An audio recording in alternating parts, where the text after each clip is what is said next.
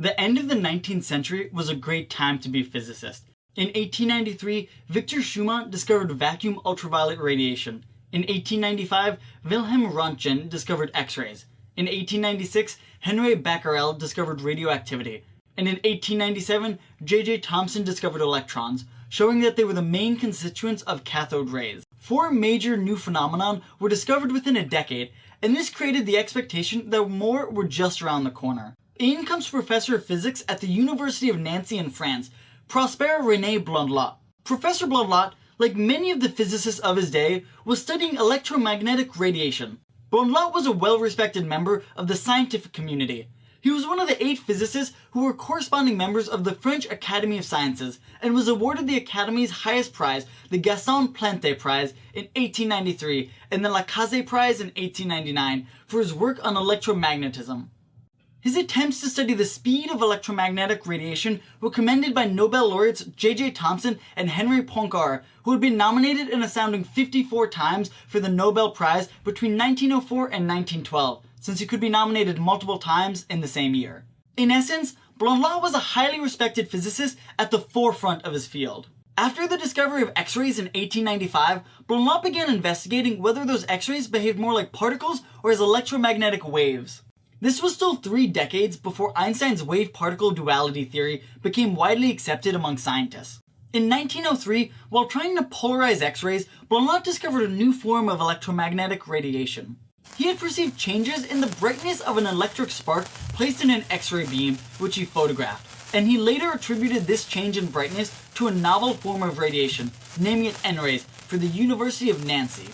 Blondlot was not alone in his discovery. After publication of his findings, more than 120 other scientists and more than 300 publications reported the ability to detect N-rays emanating from most substances, even the human body.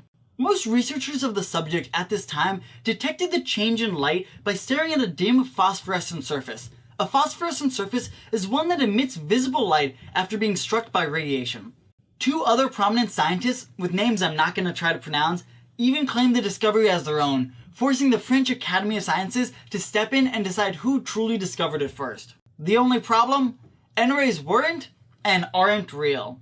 The discovery excited international interest, and many physicists tried to recreate the results. However, the notable physicists Lord Kelvin, William Crookes, Otto Luhmer, and Henrik Rubens all failed to do so.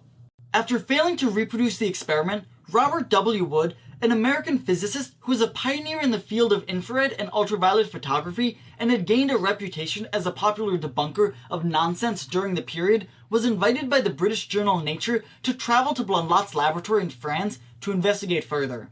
So Woods traveled to Nancy, France to observe the experiment in action. Being familiar with the workings of the experiment and wanting to test its validity, Woods secretly removed an essential prism from the experimental apparatus. Without it, the experiment should have failed, but curiously enough, it didn't, and Blondlot and his team still said they observed N-rays. Further testing his theory, Woods replaced the metal plate that was supposed to be giving off N-rays with an inert piece of wood. Yet, the N-rays were still detected.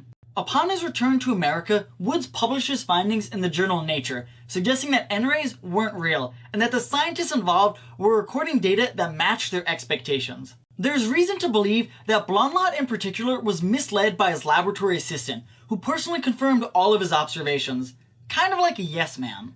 No blind experiments had ever been conducted, and Blondlot's team only ever tried to prove the existence of N-rays rather than disprove their existence, like Woods had done, and like all scientists should do.